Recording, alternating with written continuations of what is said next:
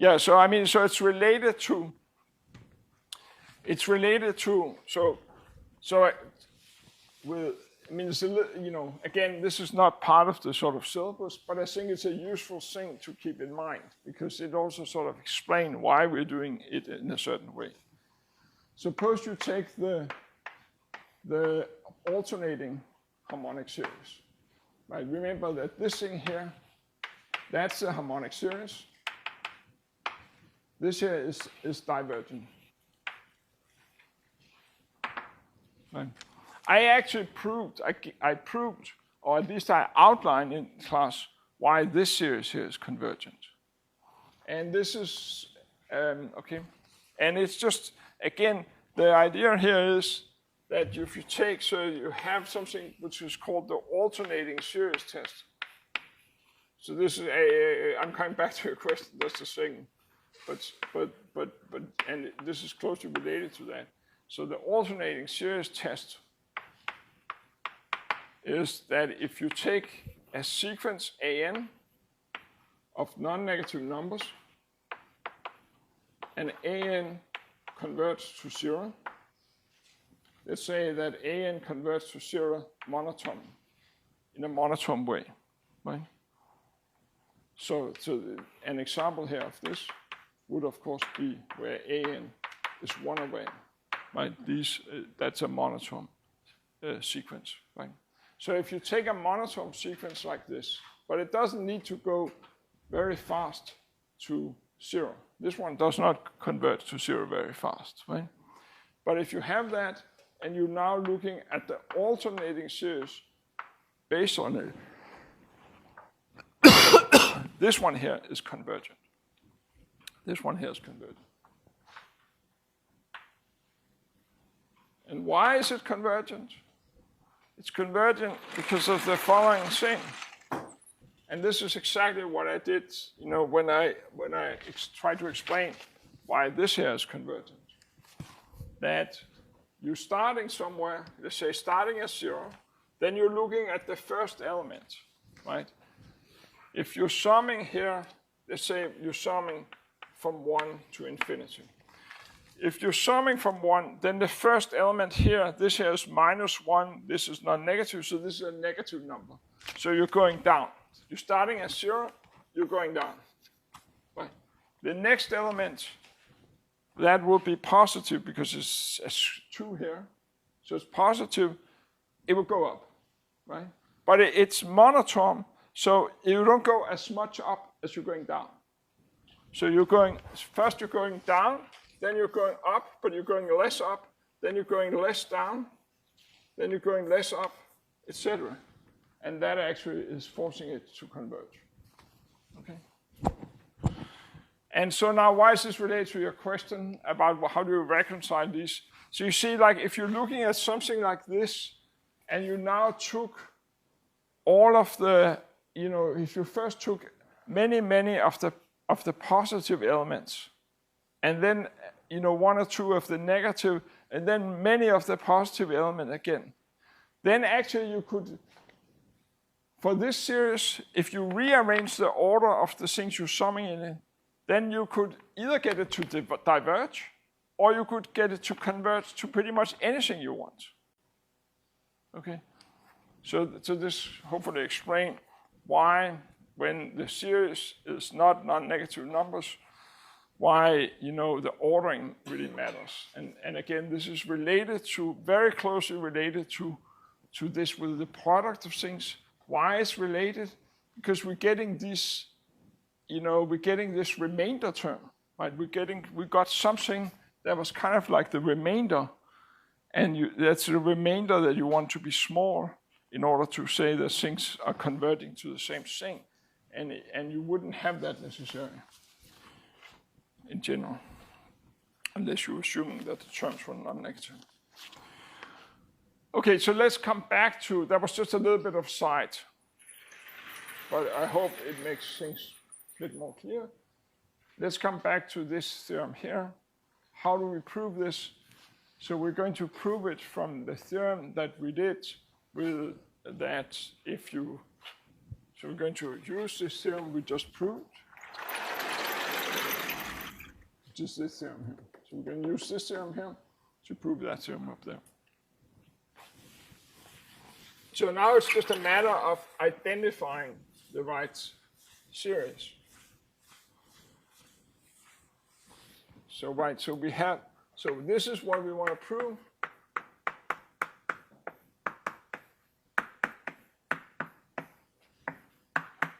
This is what we want to show. And this one here, this is the infinite sum I equal to 0 to infinity x plus y to the power n, sorry, over I. Let's call it the sum from n. Like that. Like, that's what that series is.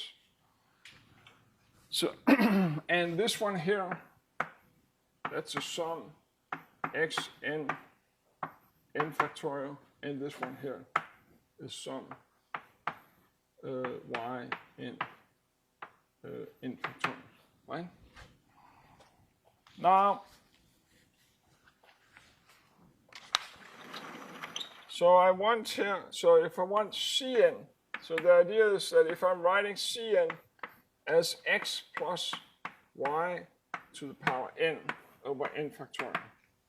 Suppose I write Cn like this, and I write An xn over n factorial, and I write Bn y n over n factorial. Right? Suppose I define them like this. I already know that this here is convergent and that here is convergent. By the way, of course, I also know that this here is convergent. But I now have that, but I don't have, I haven't proved. So, but I claim now that this Cn is really kind of formed in this way. Okay? So let's see, so Cn here, if I define Cn to be this in here, by the binomial formula, so x plus y, if you take this here to the power n, this thing here is the sum here of xi times y n minus I, and then the coefficient is, sorry, xi times y to the n minus y, I equal to 0 to n, and the coefficient is n choose I. That's a binomial formula.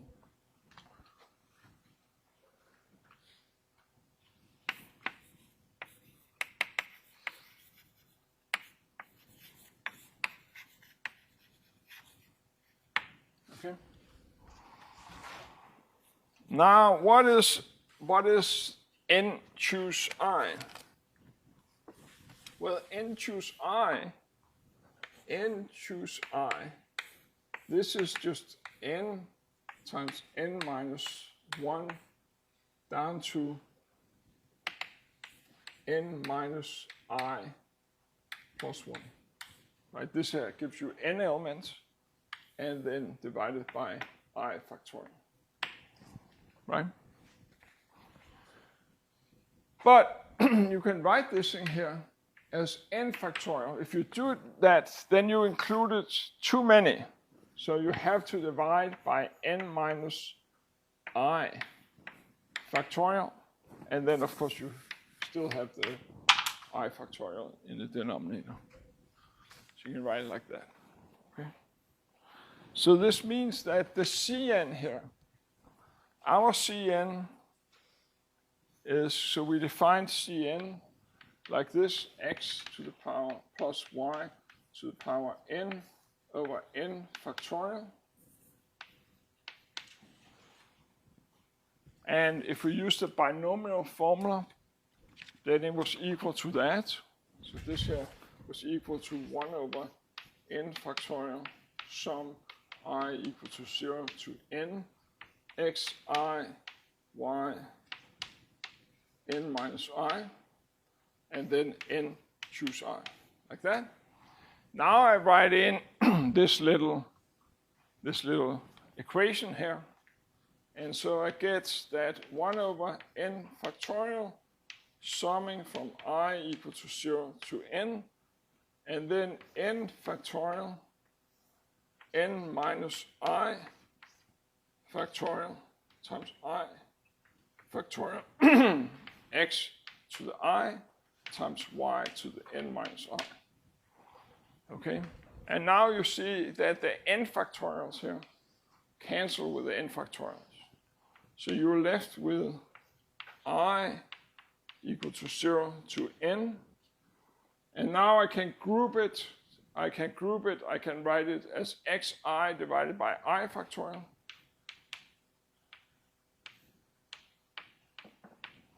Times y over n minus I factorial. And this is to the power n minus I. Like that. But now you see that this here is exactly when we defined an like this and bn like this. This here is exactly the sum from I equal to 0 to n of ai bn minus I. Right?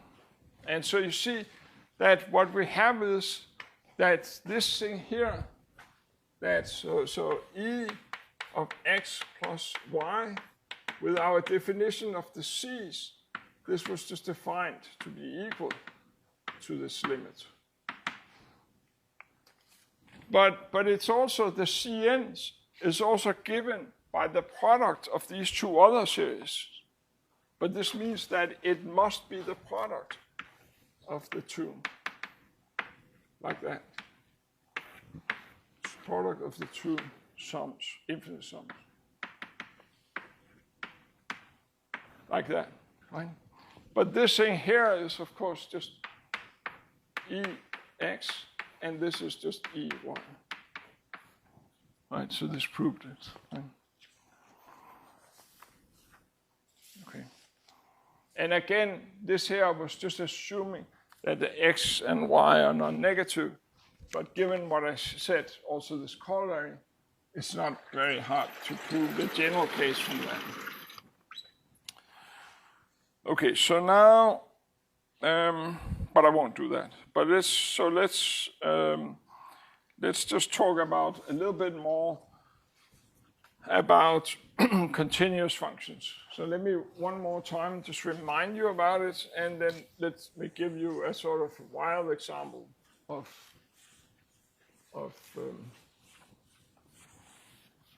a function. So first let me remind you with continuous. So continuous, right, is a really important concept also in this class. So I have a function, and it doesn't need to be defined.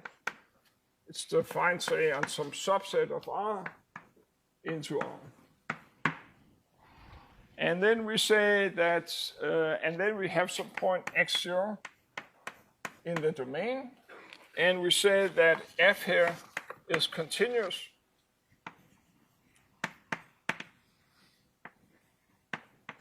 at x0 if the following hold.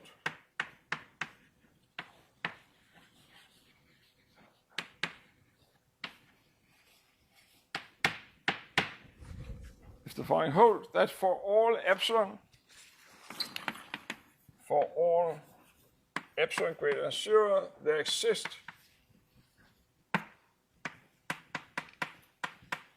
delta greater than 0, such that if x is in the domain and x minus x0 is less than delta, then the images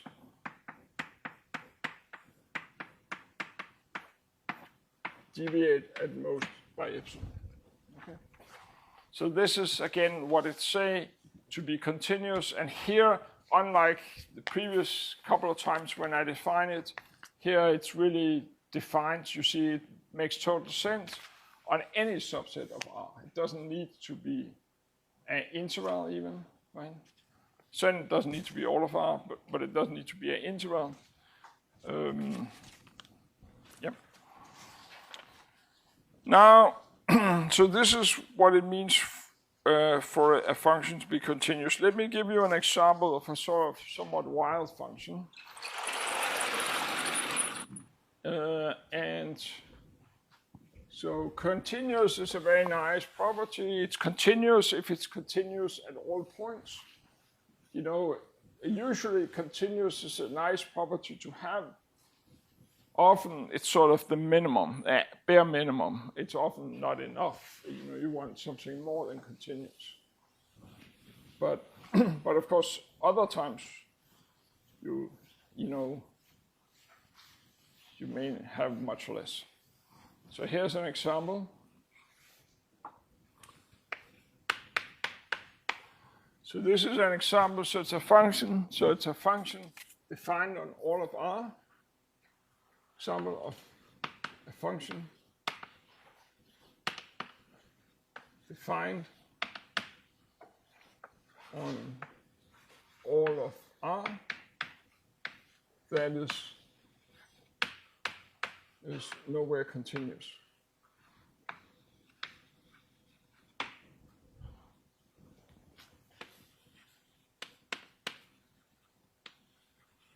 By nowhere continuous, I mean that that's not a single point where it's continuous. Okay.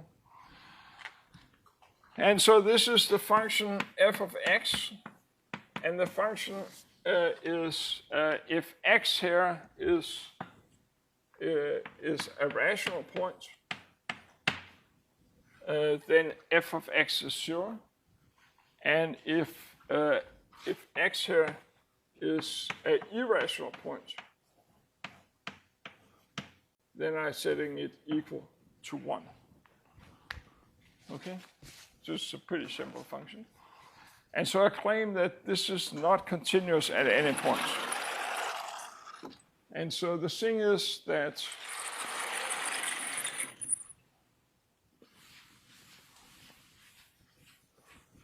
see, if you take any point, just take a rational point first. So suppose you take a rational point here. This here is x0 is rational.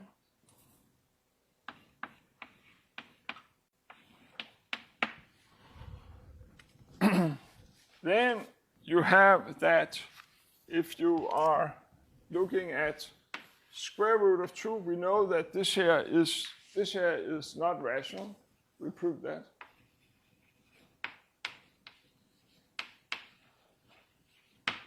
Right? We showed that this here is not rational. And so in fact, right, if you take square root of 2 divided by n, where n here is sufficiently large, then you can make this thing here very close to 0. Right? So you could look at, and then you could add this thing here. So you could look at x0, and you could look at square root of 2 over n for n really large. If n is really large, you can make this thing here. So this is square root of 2 plus x0. Right? So you could make this really, really close to x0. Right? This thing here would be irrational. And so the value of the function here would be 1. Okay, let's make this precise, a little bit more precise. Right, and so let me maybe say just before I make it more precise. So let's just draw the graph here. So we have here x0. We have here this here is this irrational number, which you could think about, but it doesn't need to be this number. It could be anything that is irrational. This one here is irrational. And by making n super large, right, this here is super close to x0. The value of the function here is 0. The value of the function here is 1. Right? And so you see that you have these points as close to this point here as you want, but the value of the function is very different. Right? So again, just to kind of spell it out,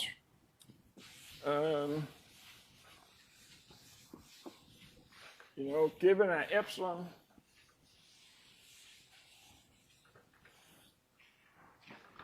so you see that if epsilon here was smaller than 1, then you would have that f of x minus f of x0. This here is our rational point. So this here is 0, so this is just f of x. And if this here is irrational, so if x here is irrational, then this here is 1. So you would have that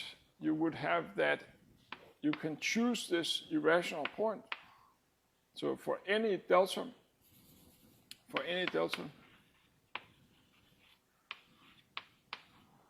we can choose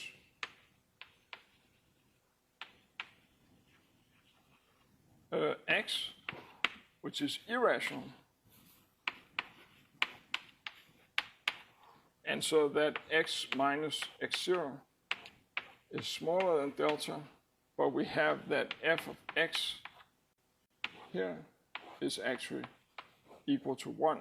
And so this difference here was supposed to be smaller than delta. But that it's not the case. Right? If epsilon is smaller than epsilon, if epsilon is smaller than 1, it's definitely not. It's 1. Right?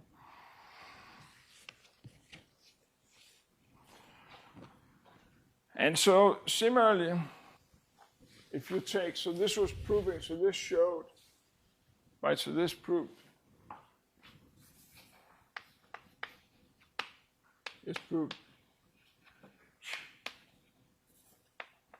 proved that f is discontinuous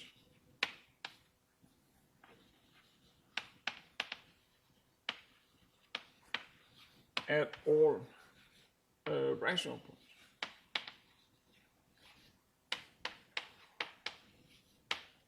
Now let's prove that it's discontinuous at all irrational points. So if x here 0 is irrational, then we have, of course, that f of x0 is equal to 1. But we also know that arbitrary close, so for any delta greater than 0, there exists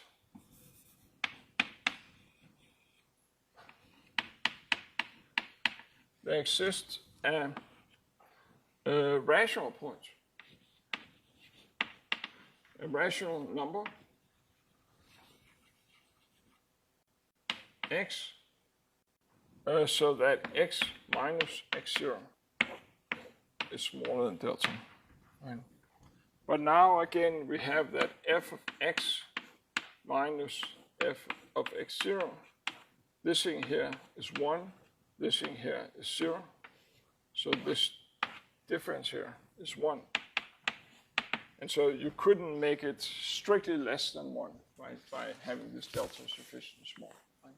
So this proves, it's sort of same thing. It proves that the function is also discontinuous at all irrational points. Okay. Now let's talk a little bit more. Right. So this is okay. So let's talk a little bit more about some of the algebraic rules that we discussed last time. And I wanted to single out 2 of them.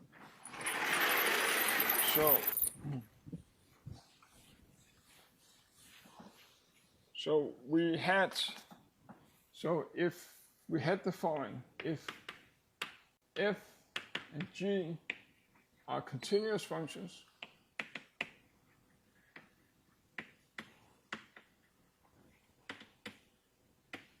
and c is a constant. Then last time we talked about the following. We talked about that f plus g, the sum of these two functions, is also continuous.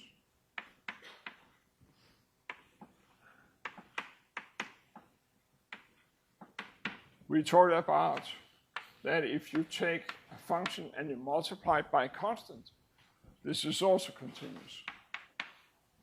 We talked about that if you're looking at the product of these functions, that's also continuous. The ones we mentioned, but we didn't actually, I mean, you know, these here were so elementary. This one here I sort of outlined. And let's talk about the last two properties. One is close to what we had for sequences, and that was that if f here does not vanish, is nowhere vanishing, then 1 over f here is also continuous. And the last one, which is sort of different from anything we had for sequences, is that that if you have now a function, so you have these two functions, f and g, but now I'm thinking about f here as going from, say, some subset of R into R, right? But it may not, right, into some set B. This is a subset of R. This is another subset of R. And then I have G here goes from this set into R. Right? It needs to be, right, so you need this here to be defined on the images of f. If you have that, and these two functions are continuous, then if you form the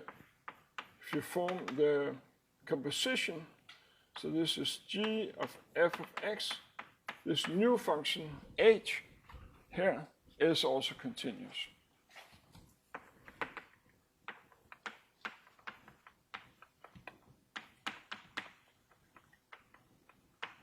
Okay? And so I want to, in the few remaining minutes, I want to talk about these two properties. And I will start with the last one, because that's somewhat different from stuff we talked about last time. I mean, for sequences.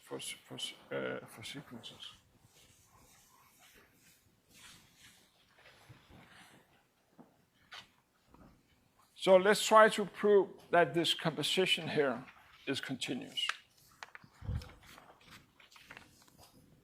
So proof of 5.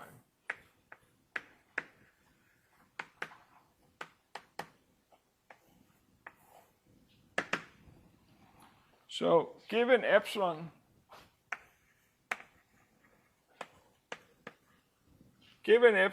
right?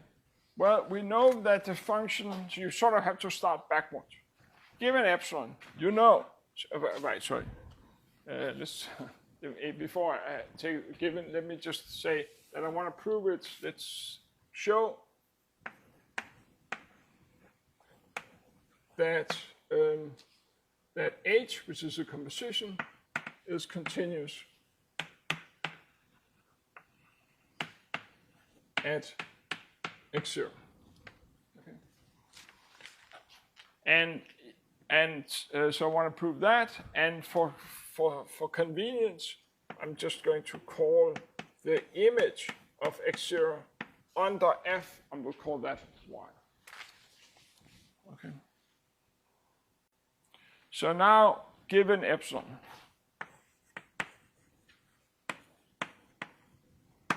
bigger than 0, there since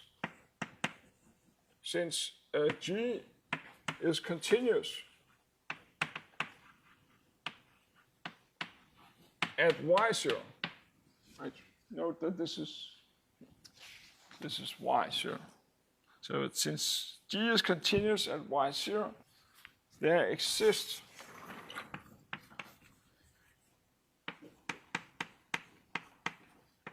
at delta, let's call it delta G, so that if y minus y0, if this is less than delta G, then their images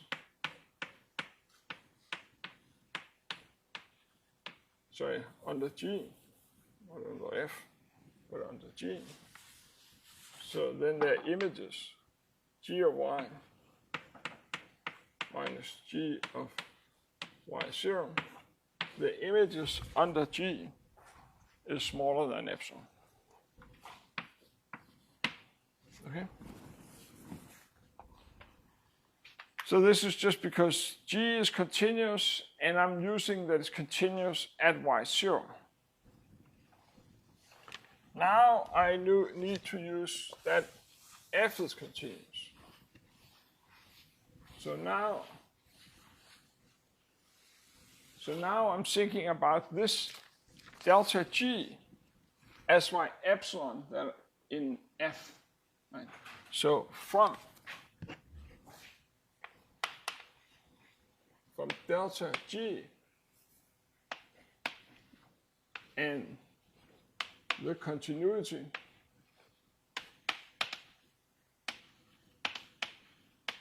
of F, there exists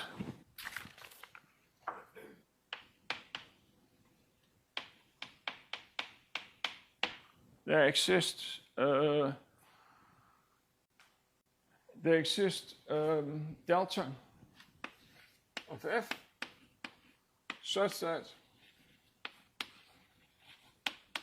if x minus x0 is less than delta of F, then the images f of x minus f of x0, the images is less than delta G.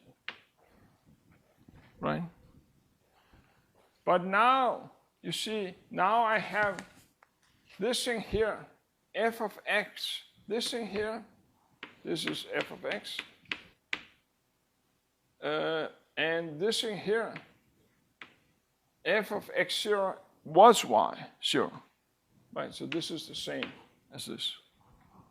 Right? But now you see that, so I have these 2 points that they are, and where one of them is y0, and then I have this other point, and their difference is bounded by delta G. So I'm in this iteration. So it means that the images of these 2, so this implies that the images of this thing here under G and this here on G. So G of f of x minus G of f, G of y0,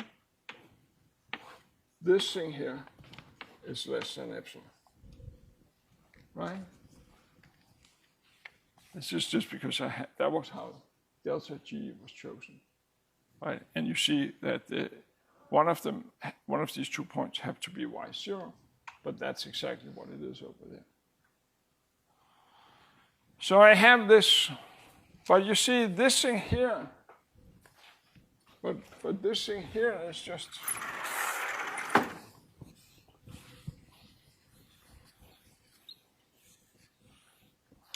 but you see that G of f of x, this is just the composition. So this is what we call h of x. G of y0, well, y0 was defined to be f of x0, right? So this thing here is G of f of x0. But that's just the composition at x0. So you see what we have now is that so therefore we have that if x minus x0, if this thing here is less than this delta f, then we have this thing here, right? But this thing here is h of x minus h of x0. is less than epsilon.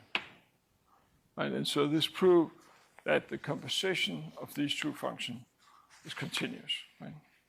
And so again, when you have two functions and you look at the composition, it's really important to first check that the second one is defined. So the second one should be defined where you end up under the first map, right? So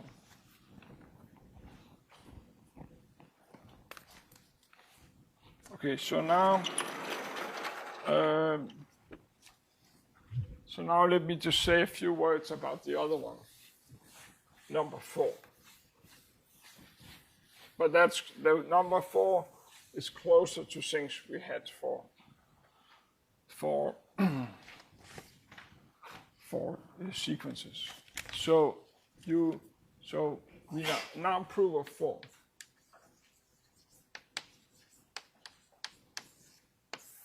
So what we have is we have this function.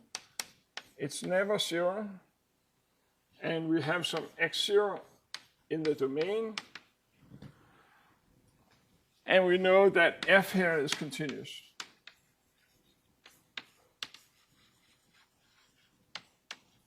We only need it to be continuous at x0. And then I want to show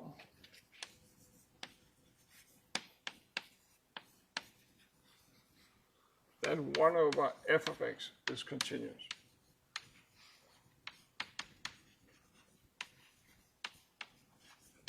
At x0. And so I'm looking at, so I want to estimate this difference here.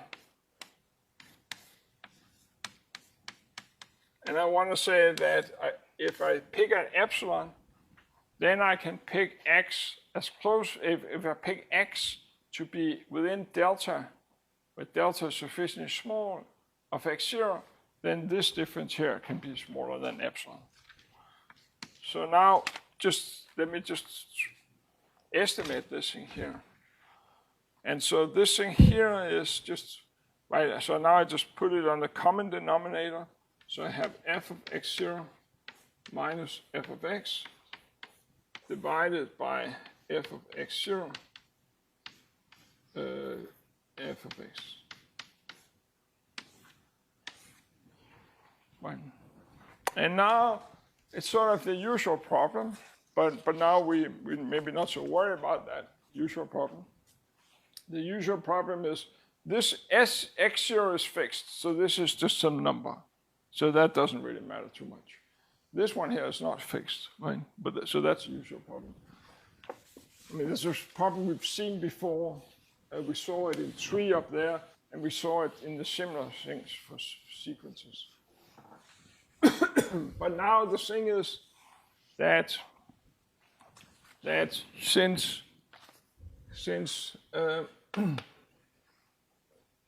f of x0 is not equal to 0, then you can just take, so then now you can first take, so we're going to, right, so now we're going to pick the delta in the delta we want in two steps. The first step is, since this here is not 0, then we know that there exists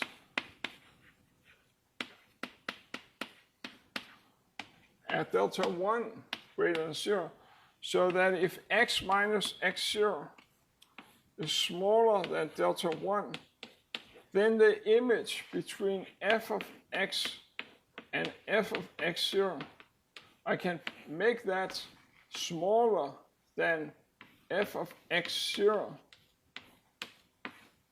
over 2. Right, you see, I'm just using this one here first as my epsilon. Right? Once I have that, but this here implies, of course, that f of x, see, I have f of x in the denominator, and I want to bound this here from above, right?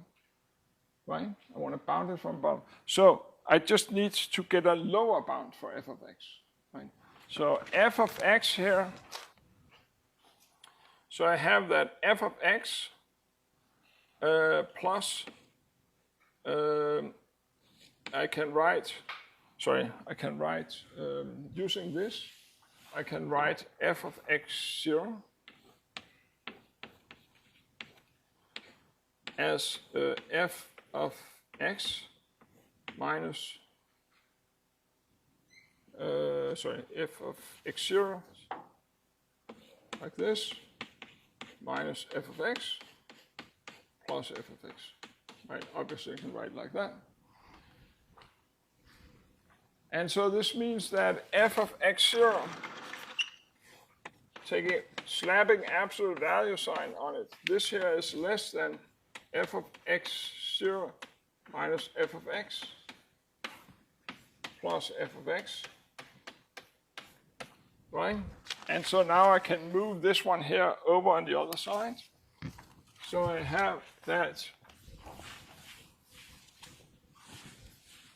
So if I move this one here over on the other side, I get that f of x absolute value is bigger or equal to f of x0 absolute value minus this difference here. Like that, right? But if I make x and x0 delta 1 close to each other, then this difference here is it's actually less than this thing here.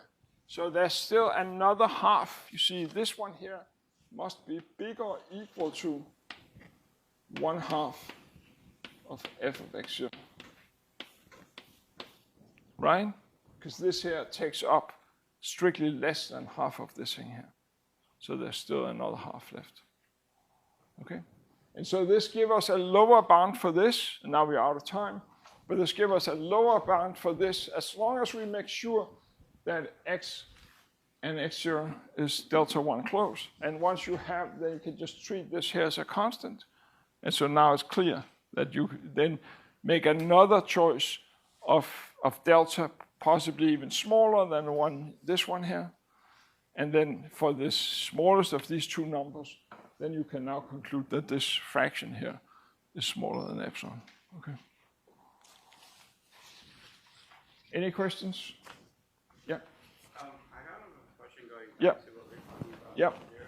I was a little bit confused because we're defining it to be non-continuous, but by definition of continuity, if you picked some two x's near each other that were both rational, and their f of x is both 0, then wouldn't that be continuous? Right. So first of all, let me say that if you were to picture this function, right?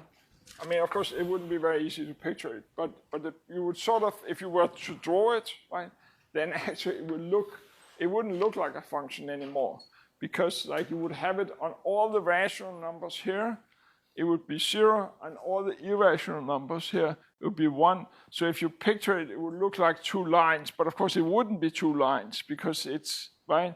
But the points are just so close together that you couldn't really draw it, right? And so the thing is that, but it also means that this picture here illustrates what you're saying, that if you take irrational numbers, well, all the rational numbers that is really, any rational number, whether it's close or not, it will all be 0 on those.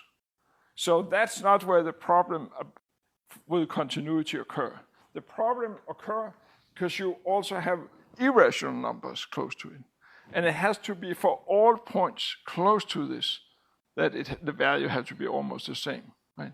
So it's really for the irrational numbers that the problem occur with continuity in irrational numbers, and vice versa. For an irrational number, if you're looking at continuity around an irrational number, the problem is not from other irrational numbers, but it's from the rational numbers.